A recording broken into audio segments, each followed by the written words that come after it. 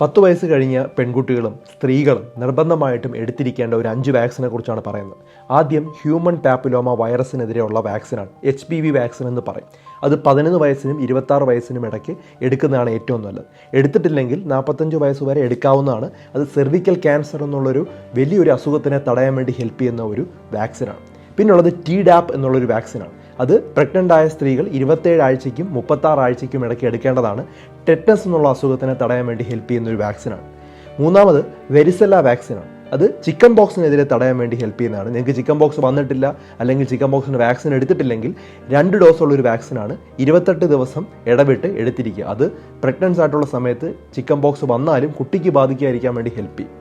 ഇനി 65 വയസ്സ് കഴിഞ്ഞ സ്ത്രീകൾ എടുക്കേണ്ട ഒരു വാക്സിനാണ് ന്യൂമോകോക്കൽ വാക്സിൻ. അത് നമ്മുടെ ശ്വാസകോശത്തിലുള്ള ന്യൂമോണിയ തടയാൻ വേണ്ടി ഹെൽപ്പ് ചെയ്യും.